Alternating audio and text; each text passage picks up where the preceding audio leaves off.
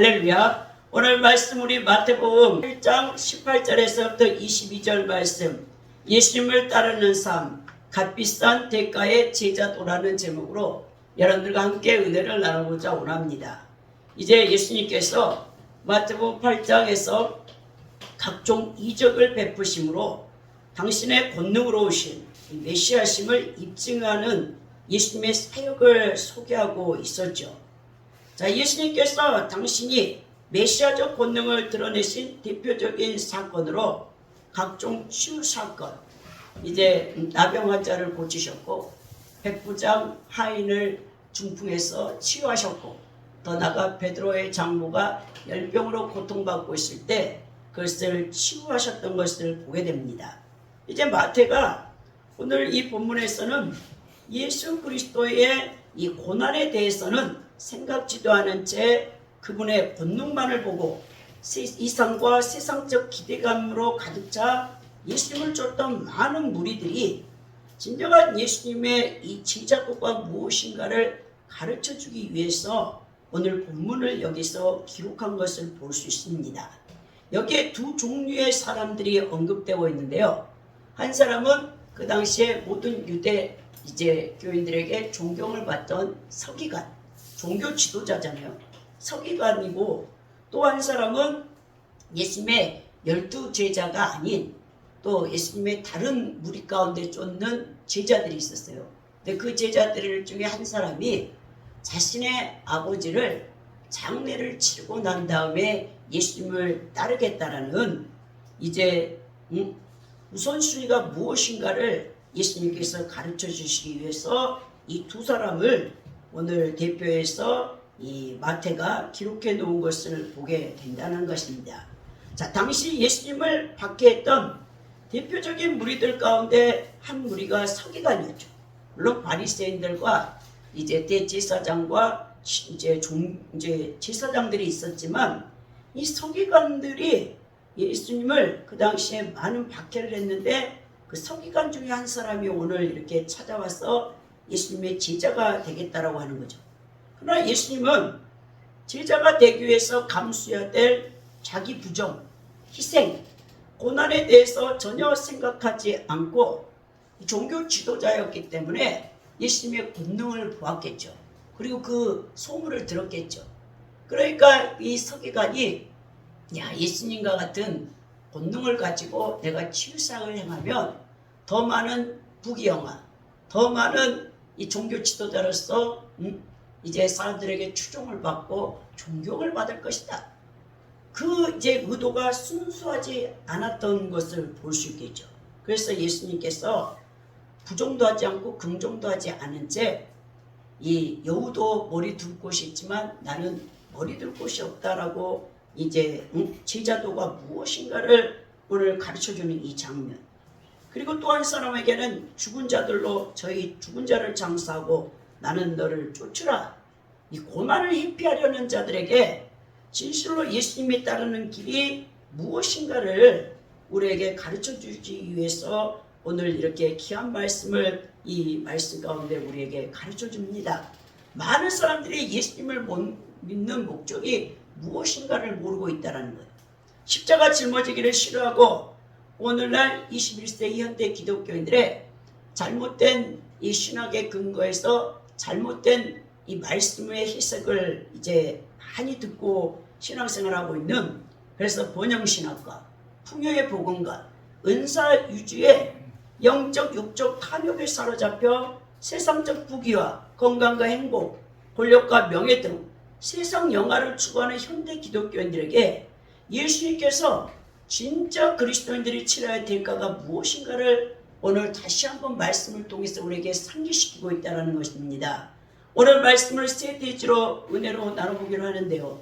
첫째는 예수님을 쫓아 사는 고난의 길, 또 두 번째는 값비싼 은혜의 대가를 지불하는 길, 더 나가서 셋째는 세속적 삶을 포기하는 자기의 부인의 길이 바로 예수님을 따르는 제자도가 무엇인가, 거기에 다 들어있다는 거죠. 먼저 예수님께서는 마태복음 8장 18절에서 예수님을 쫓아 사는 이 삶이 고난의 길이라는 것을 말씀하고 있습니다. 자, 많은 이제 무리들이 예수님을 외워서 하는 것을 보시고 예수님이 건너편 가기를 명하셨다라고 18절에 되어 있죠. 자, 예수님께서는 제자들에게 건너가라고 명하시니 갈릴리 호수 저편은 예수님의 일행이 바로 귀신 들린 사람을 만나게 되었던 가다라 지방, 28절에 그게 기록되어 있거든요. 거기에 이제 가시려고 하는 거예요. 자, 예수님은 2,000마리의 귀신이 들려서 무덤가에서 자기 몸을 돌로 찢고 해하고 있는 그 불쌍한 한 청년에 대한 긍휼하심을 갖고 있었죠. 수많은 자들이 예수님의 기적과 이적, 치유의 권능을 보고 그 무리들이 따랐지만 예수님은 항상 한 영혼을 천하보다 귀히 여기신다는 거예요. 그래서 제자들에게 우리가 이제 갈릴리 호수 건너편에 가다라 지방으로 가자. 그 가시는 목적은 뭡니까? 바로 귀신 들린 청년을 고쳐주시기 위함이었죠. 그러니까 자신의 치유 사역이 알려지게 되므로 수많은 군중들에 의해서 둘러싼 예수님께서는 그들의 기대와 호기심에 호응하여 더 많은 이적을 행하시지 않고요. 오히려 호수 건너편 인적이 드문 지역으로 건너가기를 제자들에게 명령하셨습니다. 자, 예수님께서는 자신의 능력을 드러내어 인기를 얻기보다는 하나님 아버지 성분의 영광과 계획을 위해서 공생의 3년 6개월 동안을 일하셨던 것을 볼 수 있는 것입니다. 자, 당시 예수님께서 가버나움을 떠나 호수 저편으로 건너가시려는 데는 제자들을 훈련시키려는 계획을 갖고 계셨던 것으로 알 수 있는데요. 그래서 이제 건너가는 도중에 풍랑을 만나서 제자들이 혼미백산할 때 예수님께서 말씀 한마디로 이 바다를, 이 갈릴리 호수를 잠잠케 하신 사건도 23절 26절에 기록되어 있는 것을 보게 됩니다. 자, 19절에 보니까 한 서기관이 나와서 예수께 아뢰되 선생이 어디로 갔은지 저는 따르리라 라고 했어요. 자, 예수님의 지상 사역 중에서 이제 서기관들이 굉장히 예수님을 많이 이 사역을 방해했는데 이 서기관은 다른 서기관이죠. 그 무리에 속해 있지만 이 사람은 예수님의 말씀을 들었어요. 그리고 그 말씀이 어떤 대제사장이나 제사장, 낫비들과는 다르다는 것을 알았습니다. 근데 이 사람은 아직도 예수님이 메시아라는 사실을 몰라요. 그래서 여기서 선생이여라는 이 표현은 낫비여라는 이 표현인데 이 선생은 여러분 존경을 받는 분이에요. 그러니까 구약의 39권의 그 말씀을 가르쳐주는 해당에서 낫비가 안식일 날 설교를 하거든요. 근데 여러분 유대 해당은 지금도 마찬가지지만 이제 어떤 해석을 하지 않아요. 해석을 하게 되면 인간의 주관적인 이 사상이 들어가잖아요. 그래서 이 낫비들은 이제 이 해당에서 그 한 본문 구절, 구약에 이제 만약 한 구절이 있잖아요. 시편이라면 시편 1편을 읽어줘요. 그냥 기록된 그 시편 23편의 1절부터 6절까지를 읽어주고 그 다음에 그 무리들에게 다 어린아이 남녀 할 것 없이 연세 드신 분들이 다 한 자리에 모여서 토론하는 식을 해요. 그러니까 네 생각은 이 말씀에 대해서 어떻게 여기냐 이렇게 해서 절대로 낫비들은 해석하지 않습니다. 그러니까 우리는 지금 이 기록된 말씀을 설교자가 해석을 하잖아요. 그래서 우리가 이제 예배 시간에 그 설교를 듣고 이 뜻이 이런 뜻이었네. 우리가 신약은 헬라어 또 이렇게 구약 39권은 히브리어로 되어 있는 것을 이렇게 목사님들이 또 거기다가 적용할 수 있도록 우리에게 말씀을 해석해주는 말씀을 거의 우리가 들으면서 신앙생활을 하는데 유대인들은 그렇지 않습니다. 그냥 기록된 말씀을 낫비가 그냥 선포하는 거예요. 거기 약간 강론을 붙이면 그게 이제 낫비의 이제 설교가 되는 것인데 오늘 이 서기관이 예수님을 낫비로 여긴 거예요. 아직 큐리오스, 주님이라는 사실을 모르는 것이죠. 예수님을 그렇게 선생으로 쫓는 거예요. 오늘날 자유주의 신학자들, 19세기에 이 자유주의 신학자들이 예수님의 기적, 이사 이거를 성경에서 다 제하고 오직 예수님의 탁월한 도덕 선생님, 윤리 선생님, 사랑의 교사 이렇게 믿고 있잖아요. 그러니까 예수님이 하나님이라는 사실을 자유주의 신학자들은 부인합니다. 예수님의 신성을 부인하면서 그 예수님을 인자, 인성을 가진 그 사람 가운데 가장 탁월한 이 도덕적인 선생 이렇게 알고 있거든요. 이 자유주의 신학자들에 의해서 이제 말씀을 받는 이 교인들은 절대 구원받지 못하는 이유가 바로 거기 있는 거예요. 여러분 예수님은 100% 하나님이고 100% 인간이죠. 그래서 우리가 예수님을 통해서 구원을 받게 되는데 아직도 이 랍비가 예수님이 메시아라는 사실을 모르고 그냥 아주 뛰어난 구약을 설교할 수 있는 랍비로만 여기고 있는 거예요. 여러분들은 예수님을 어떤 분으로 생각하고 있습니까? 오늘 이 말씀을 통해서 여러분들이 믿고 있는 예수님이 누군가를 여러분들은 반드시 점검하고 가야 되는데 자, 자신의 삶을 주관하시도록 예수님을 내 마음의 자소의 왕좌 가운데서 그분께 자리를 내어드렸습니까? 이 주대심, 노드십 셀베이션이라고 해서 예수님은 내 인생의 주인이고 예수님은 나의 왕이다. 여러분들이 그렇게 아직도 예수님을 믿지 않는다면 그리고 그분의 말씀을 순종하여 따르지 않는다면 여러분들은 절대 예수님과 관계가 없는 사람이에요. 왜? 많은 사람들이 예수님의 팬으로 쫓아다니는 이 무리와 같이 먹을 것이 없을 때 먹을 육의 양식을 주고 그리고 자신들이 공부할 때 영의 양식 말씀을 통해서 자신들의 종교적 욕구를 충족시키는 그런 분으로만 여러분들이 알고 있다면 여러분들은 예수님과 전혀 상관없는 종교인에 불과한다는 거예요. 예수님을 나의 주님이 되지 못하고 그분과의 관계에서 단지 일주일에 설교 몇 번 듣고 주일 예배 한 번 참석하는데 그치고 있다면 예수님은 그저 여러분들의 종교 생활을 만족해 하는 좋은 선생에 불과한다는 거예요. 그러니까 한마디로 예수님 말씀대로 순종하여 실천하지 않는 이 교인들은 예수님과 아무런 관계가 없는 그저 오늘날 예수님을 따르는 무리의 팬에 불과한다는 거예요.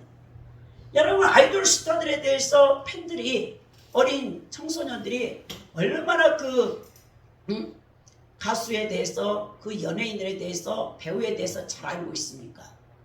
그의 그 알려진 SNS나 그 메시지를 통해서 메신저를 통해서 잘 알잖아요. 근데 그건 다 지식에 불과한다는 거예요. 실제 자신이 좋아하는 아이돌 스타에 대해서는 전혀 관계해 본 적이 없잖아요. 지식으로 하는 거예요. 오늘날 그렇게 교회 안에 있는 그런 무리들이 너무 많다라는 것입니다. 그래서 예수님께서 오늘 그 많은 군중들을 시험하기 위해서 자, 더 강한 표적과 기사를 보기 위해서 몰려든 자들이죠. 현세의 덕을 바라고 쫓는 자들이었죠. 그래 예수님께서 요한복음 6장 22절 26절에서도 그들은 자들에게 썩는 양식을 위하여 일하지 말고 영생하도록 있는 양식을 위하여 하라고 요한복음 6장 27절에서도 말씀하셨고 그 말을 듣고 많은 자들이 예수님을 따르던 무리들 가운데 예수님과 함께하지 않았다. 물러갔다라고 요한복음 6장 66절에 기록되어 있는 것을 볼 수 있다는 거예요. 오늘 여러분 예수님을 나의 구주로 나의 왕으로 섬기면서 이 따르는 진실한 제자들은요 값비싼 은혜의 대가를 지불하는 준비를 해야 된다. 이게 20절에서부터 22절에 기록되어 있는데요. 20절에 예수님 뭐랍니까? 예수님께서 이르시되 여우도 굴이 있고 공중의 새도 거처가 있을 때 인자는 머리 둘 곳이 없다 하시더라 라고 했죠. 자, 예수님께서 스스로 자신을 인자, 사람의 아들이라고 표현을 합니다. 자, 예수님께서는 자신을 선생이라고 부르는 서기관에게 자신이 어떤 존재인가를 알려주기 위해서 인자라는 여기서 호칭을 썼는데요. 이 인자라는 호칭, The Son of Man이라는 이 단어는 다니엘서 7장 13절 14절에도 사용된 종말론적인 호칭으로서 유대교의 묵시문학에서 마지막 심판 때 세상을 심판한 자를 가리킬 때 인자를 썼거든요. 자, 예수님께서 스스로에 대해서 인자라는 명칭을 사용하시는 것은 자신은 종말의 세상을 심판한 자인과 동시에 본래 하나님이시나 인간의 몸을 입고 이 땅에 오신 자임을 보여주기 위함이었다는 것입니다. 근데 이 인자께서 뭐라고 말씀하시냐? 내가 인간의 몸을 입고 이 땅에 내려왔으나 나는 인간이라면 누구나 가지고 있을 집도 없다, 보금자리도 없다 라고 얘기하는 거죠. 여우나 새도 이불조차도 가지고 있는 그 보금자리도 자신에게는 없다라는 것을 밝히면서 예수님께서 이 제자도 예수님을 따르는 자들이 어떻게 살아야 되는가 이렇게 우리에게 알려주고 있다라는 것입니다. 자, 예수님을 따르는 사람은요 반드시 대가를 치러야 돼요. 사람들은 흔히 예수님을 믿으면 복을 받는다고요. 맞죠, 여러분? 옳은 말입니다. 예수님을 믿으면 영생의 복, 천국의 복을 받게 됩니다. 그렇다고 해서 이 땅에서 잘 먹고 잘 살고 머리 되고 꼬리 되며 건강하고 아프지 않고 자녀들이 잘 되고 모든 일이 형통한 이 세상적인 이 기복적인 복은 아닐 수가 있다는 것이죠. 여러분 왜 그렇죠? 자, 예수님께서는 일반 은총과 특별 은총을 다 주세요. 일반 은총은 마태복음 5장에서도 우리가 이미 살펴본 대로 선인과 악인에게 해와 비를 내리신다. 그리고 모든 사람이 의식주 문제를 하나님께서 다 해결해 주고 있어요. 그 사람은 예수님을 알지 못하고 하나님을 섬기지 않는다 할지라도. 그러나 여러분 이 특별 은총을 받은 하나님의 존귀한 자녀들에게는 이 현세적인 복이 우선이 아니에요. 우리 예수님께서 원하시는 진실한 이 주님을 따르려는 사람들의 이 대가는 무엇이냐? 자, 우리가 이 복을 받긴 받는데, 자, 예수님을 따르면 하나님이 원하시는 복을 받게 되는 것이지 내 타락한 욕망의 욕심이나 내가 원하는 소원의 복을 다 받는 게 아니라는 것입니다. 예수 그리스도께서 이 땅에 사셨을 때 보여주었던 것처럼 고난이 따르게 마련이라는 것이에요. 그것은 왜 그러냐? 우리가 사는 이 세상은 사탄이 그 공중동세를 잡고 있기 때문에 그래요. 그래서 예수님께서 제자도를 가르치실 때 마태복음 16장 24절에서 또 마가복음 8장에서도 아무든지 나를 따르려거든 자기를 부인하고 자기 십자가를 지고 나를 쫓을 것이라 했습니다. 그러므로 우리가 단지 세속적인 복을 받고자 예수님을 믿어서는 안 된다는 거예요. 복 자체가 예수를 믿는 목적이 되어서는 안 됩니다. 여러분, 복은 예수를 믿는 과정에서 오는 하나님의 은혜예요. 오늘 한국교회 큰 문제 중에 하나가 뭐냐면 십자가의 과정을 제외한 채 그냥 쉽게 복을 받는다라고 그렇게 설교를 많이 하는 거예요. 이것이 바로 기복신앙이고 예수님이 이러한 신앙을 가진 자들을 서기관같이 거절하시는 것을 볼 수 있습니다. 그러므로 이러한 인간적인 욕망을 가지고 교회를 다니고 예수님을 믿고 있다면 여러분 신앙을 돌이켜야 됩니다. 주님을 따르는 데는 고난받기 싫어하는 사람은 결코 예수님을 제대로 따를 수도 없을 뿐만 아니라 또 버림받을 수 있어요. 그리스도를 따르는 길은 협착한 길이고 천국으로 들어가는 길은 좁은 길인 것을 반드시 여러분들은 알고 있어야 돼요. 그래서 이 십자가 신앙, 더 나아가 우리는 지금 종말의 끝에 와 있어요. 7년 대환란 직전에 우리가 여러분 신앙생활을 하고 있는 어떻게 보면 라오디아 교회의 형태의 현대 기독교인 안에 우리가 속해 있는데요. 지금 되어지는 세상의 전쟁들을 보십시오. 지금 이스라엘에서 이란의 핵시설물을 다 파괴하는 그 미사일을 계속 쏘아대고 있죠. 그다음 미국 이제 트럼프 대통령이 미국도 거기에 참전을 하려는 그런 계획을 갖고 있는데 이게 잘못하면 3차 세계대전. 여러분 우리 요한계시록에 유브라데 전쟁이 있었죠. 이 세상의 모든 전쟁은 악한 사탄들이 여러분 개입하고 있어요. 근데 그걸 하나님께서 허용하시는 거예요, 여러분. 우리가 제3차 유브라데 전쟁을 우리 요한계시록에 보면 결박되어 있는 사탄들, 이 천사들을 풀어주잖아요. 야, 그러니까 우리 하나님께서 지금 지옥에도 탈탈루스라는 곳에 이 루시퍼와 함께 타락했던 이 일부의 천사들, 권세급, 정사급, 세상 주관자, 하늘의 악한 영들이잖아요. 예배서 6장에 보면 바울사다 우리의 싸움은 혈과 육의 싸움이 아니라겠죠. 그런 탈타루스에 묶여있는 이 타락한 악령들을 예수님이 또 하나님께서 풀어내주는 거예요. 그러니까 지옥에서 악의 세력이 올라올 때마다 세상의 전쟁이 끊이지 않고 이제 가속화되어지는데 3차 세계대전은 핵전쟁이라겠죠. 핵전쟁을 통해서 전 지구의 3분의 1을 죽인다 하셨어요. 이야, 하나님의 구속사의 청사진이 지금 예수님이 재림 때가 가까이 오고 있다는 것. 지금 여러분들이 영적으로 자고 있는 사람은 깨어나야 돼요. 그 깨어나서 예수님 오실 길을 외치는 자의 소리가 되어서 준비를 해야 되는 것입니다. 여러분, 그렇지 않으면 여러분들이 잠자고 있다가 이 세상이 불바다로 불로써 예수님이 심판하잖아요. 여러분도 그렇게 예수님을 따라가지 못하고 진실한 제자가 되지 못하고 팽과 무리에 있다가 여러분 지옥으로 멸망당할 수 있기 때문에 우리가 정신을 바짝 차려야 된다는 것입니다.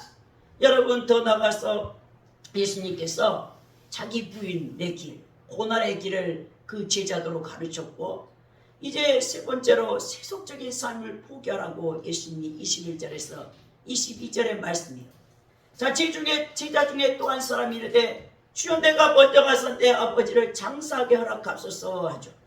자, 예수님의 12제자가 아닌 신실하게 따랐던 다른 무리 가운데 속해 있던 제자가 자신의 부친을 장사하게 허락해달라고 부탁하는 장면이 나온다는 거예요. 내가 먼저 가서 내 아버지를 장사하게 허락하소서, 이 뜻은 부모를 장사하기를 원하는 제자의 이 부탁은 당시 유대인의 관습상 지극히 당연한 요구였다는 거예요. 십계명서도 제5계명이 내 부모를 공경하라라는 것이죠. 자, 그러나 이 말씀 가운데서 이 제자의 부모는 아직 죽지 않는 상태이거나 병을 앓고 있는 상태였는지 그 상황은 모르겠어요. 근데 예수님 앞에 이 제자가 부모가 죽은 후에 예수님을 장사 다 치른 다음에 예수님을 따르겠다라고 말하는 거예요. 자, 예수님의 제자가 된다는 것은 여러분 곧 영적 구원을 의미하는 일이고, 이것은 그 어떤 인간적인 상황에 대처하는 것보다 더 중요한 일이라는 것을, 예수님이 여러분 이 예수님을 따르는 것이 가장 최우선의 인생사에서 중요하다는 것을 우선순위를 가르치기 위해서 여러분 이 제자와 말씀을 나누고 있는데요. 여러분, 구원은 내일로 미룰 수 있는 게 아니에요. 여러분, 우리가 인생을 살아갈 때 언제 우리가 순식간에 생명을 잃을 수가 있어요. 오늘 밤이라도 예수님이 여러분들의 호흡을 걷어가면, 심장이 멎게 되면 여러분들은 예수님의 심판대 앞에 서야 돼요. 그리고 여러분 살아온 날을 다 직고해야 돼요. 여러분들이 입으로 다 직고한다니까요. 속일 수가 없어요. 예수님이 얼마나 무서운 분이신지 압니까? 여러분들이요, 아무리 예수님을 속이려고 해도 속일 수가 없어요. 감찰하신 하나님의 눈. 여러분들 일주일 동안 한 주를 살잖아요. 여러분들이 말하는 것, 여러분들이 행동하는 것, 여러분들이 마음에 품는 것, 여러분들이 생각하는 것을 예수님이요 불꽃 같은 자를 지켜보는 거예요. 아유, 저도 정말 말 함부로 했다가 그냥 예수님이 저를 지켜본다는 그 생각이 얼마나 두려운지 여러분들이 그런 사건을 체험하면 알 수 있는데, 우리가 이제 6월 19일에 우리 기독교 한국 가운데 이제 제 3대 감독으로 우리 백기찬 목사님께서 취임하셨잖아요. 근데 이제 우리 제 2대 감독님이셨던 우리 전 임동순 감독님, 지금 84세, 85세, 만 84세신데 이분이 3년 전에 삼성의료원에서 전립선 암을 발생해서 수술하셨대요.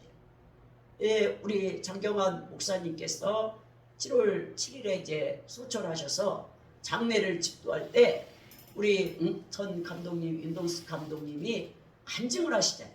그 전립선 딱 마취 받고 잠이 딱 들었는데 자기가 수술대에 딱 누워있는데 몸이 분리가 싹 돼. 여러분들 이제 사후에 그렇게 되겠죠. 육체 생명이 끝나는 날. 자기 공중에 떴는데 자기 몸은 수술돼서 지금 의사들이 다 집도하고 있는 거예요. 전립선 암을 제거하고 있는데. 근데 자기 우리 윤동순 감독님의 몸이 공중에 떠갖고 자기를 지켜봐. 그러니까 영혼이 빠져나간 거죠, 여러분. 육체 이탈한 거죠.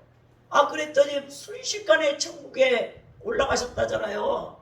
그래서 천국을 보고 오셨는데 다시 몸으로 돌아오기 싫었다고 그 얘기를 하셨잖아요. 그러면서 이제 우리 장경화 목사님도 이제 주님 품에 안 계셔서 안식을 누리실 거라고 장례식장에서 그 간증을 하셨잖아요. 그러면서 이제 우리 윤동순 감독님께서 심장마비가 몇 번 왔다 가잖아요. 3번인가. 새벽에 잠을 자고 있는데 옆에 사모님이 계시는데 갑자기 왜 그냥 이 심장이 그 멈출 것 같아가지고 그대로는 갈 수 없어서 옆에 계시는 사모님한테 잘 있으라고 말을 하려고 아무리 손을 이렇게 옆에 대려고 해도 되지가 안 됐다니. 손을 닫을 수도 없다겠잖아요. 그러면서 하나님 이제 제가 천국에 가게 됩니까? 하는데 하나님이 살려주셔가지고 3번 그렇게 위기가 왔다고. 그래서 이번에도 더 감독님을 위임하시면 좋겠다고 하니까 5월 20일에 총회 때 도저히 내가 할 수 없다고. 내가 이렇게 3번째 심장 마비가 와서 새벽에 주무시다가 가실 뻔했는데 또 위임했다가 갑자기 감독으로서 부재하면 우리 기안관 교단이 어떻게 되겠냐고. 내가 그렇게 되기 전에 다 마무리를 5년 동안 하고 끝을 내고 그리고 교회도 지금 만 3년째 목회를 하고 계시는데 이제 40대 젊은 목사님 다 교회 리모델링 해가지고 후임자 세워놓고 다 이제 천국 가실 준비를 해야 된다라고 그 얘기하시면서 이번에 이임하셨잖아요. 우리도 다 박수치고 우리 회원들도 고생 많으셨다고.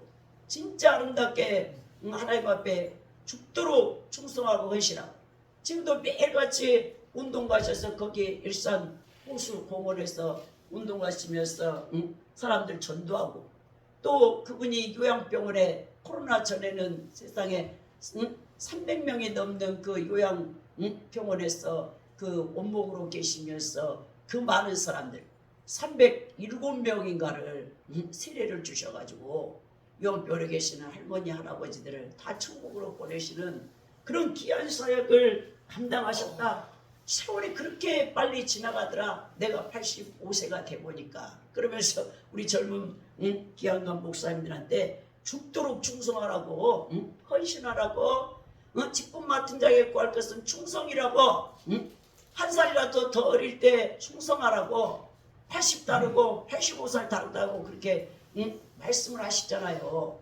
그래서 여러분들도 손발 움직일 때 더욱더 주님을 섬기고 헌신을 해야지. 여러분들이 준비되지 않는 채 그냥 여러분들의 생명이 끝나면 어떻게 되겠습니까?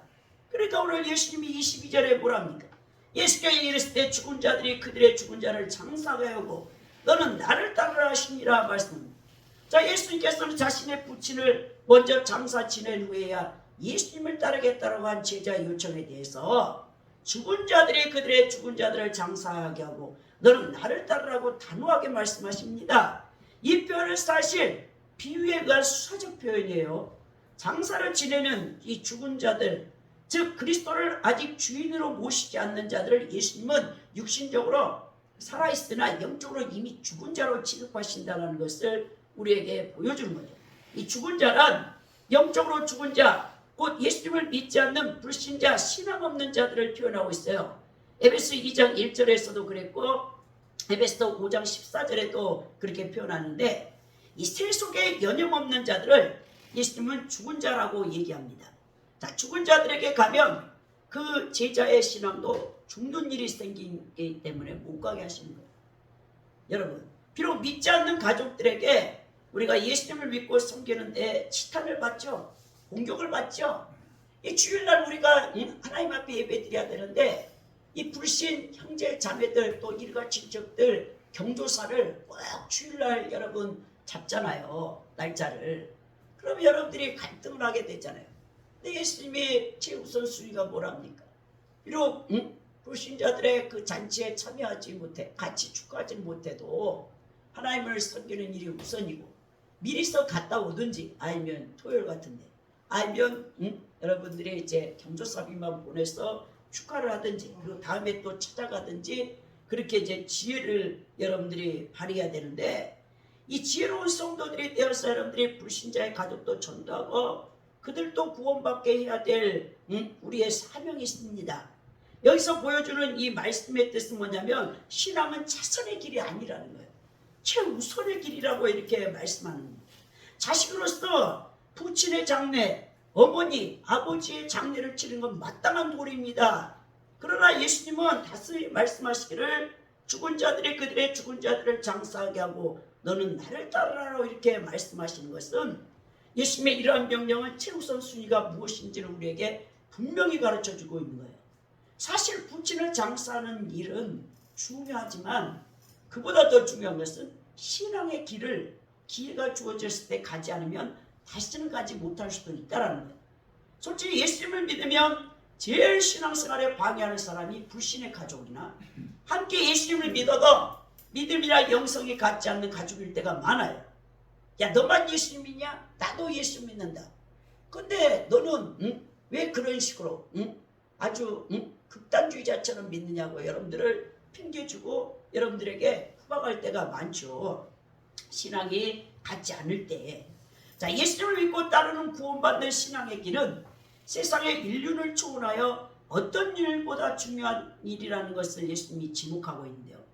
우리는 부모님께 효도하는 거, 형제자매와 사이좋게 지내는 거, 부부가 화목하게 지내는 거, 자녀들과 잘 지내는 것도 좋지만 최우선으로 신앙적인 일에 힘을 써야 된다는 거예요. 그래서 예수님이 마태복음 10장 37절 38절에 아비나 어미보다 나보다 더 사랑하지 않는 내게 합당치 않냐고, 아들이나 딸을 나보다 더 사랑하지 않는 내게 합당치 않냐고, 또 자기 십자가를 지고 나를 쫓지 않는 자는 내게 합당치 아니한다라고 말씀했죠. 참으로 많은 사람들이 세상에 대한 미련으로 신앙의 길을 최우선이 아닌 차선 그 다음으로 미루고 살아갑니다. 그들은 마치 혼인잔치를 베푼 임금에 비해서 임금의 초청을 이 핑계대고 첫 핑계대고 거절했던 사람과 동일하죠. 그들은 오늘 또 바빠서 좀 더 나중에 외치며 신앙의 길을 가는 것을 뒤로 미룬다는 거예요. 여러분 예수님을 믿는다는 것은 이 세속적인 일을 여러분들이 부인하고 세속 사랑하는 일을 부인하고 예수님을 따라야 돼요. 그 한 사람이 우리가 정말 그렇게 예수님을 믿는 것을 미루다 보면 어느 때 여러분 생명이 끝날지도 몰라요. 그럼 여러분 슬피 울며 후회하는 일밖에 없다라는 것입니다. 그러므로 여러분들은 신앙의 길이 차선이 아닌 최우선의 길이라는 것을 명심하시고 예수님이 부르실 때 속히 여러분들이 그 신앙에 응답하여서 헌신되고 충성된 그 길을 가야 된다는 것입니다. 결론적으로 성도 여러분, 오늘 말씀을 통하여 예수님을 쫓아 사는 길은 고난의 길입니다. 값비싼 은혜의 대가를 지불하는 길입니다. 값싼 은혜가 아니에요 여러분. 왜냐하면 예수님이 우리를 대속하기 위해서 이 세상의 돈으로는 여러분 값을 지불할 수가 없기 때문에 본인의 생명값을 내는 거예요. 목숨값을 십자가에 내어줬어요. 그러니까 그 은혜는 값싼 은혜가 아니라 너무나 값비싼 은혜란 말입니다. 우리들에게 이 싸구려 은혜가 아니라는 거예요. 아무런 희생 없이 영생의 복과 생명을 얻으려는 이 싸구려 값싼 은혜가 아니라는 것을 아시고 우리가 구원받는 것은 이 세상에 돈으로 지불할 수 없어요. 예수님의 피값이에요. 생명값입니다.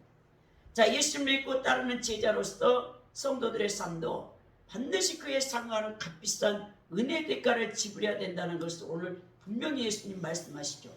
인자는 머리 둘 곳이 없다. 보금자리도 없다. 이제는 희생과 섬김과 사랑이 없이 예수님을 따르는 천박한 종교 생활을 청산하고 우리 모두는 현재 이 세상적인 현세 복에 초점을 맞춰서 신앙생활하는 것이 아니라 그 영광스러운 이 복된 천국을, 영생을 소망하며 예수님과 그분의 말씀 순종을 따르는 제자도의 대가를 지불할 수 있는 희생적인 참 신앙생활을 결단하는 진짜 그리스도인, 예수님을 따르는 삶, 그 값비싼 제자의 대가를 지불할 수 있는 복된 분이 될 수 있기를 예수 그리스도 이름으로 축원드립니다.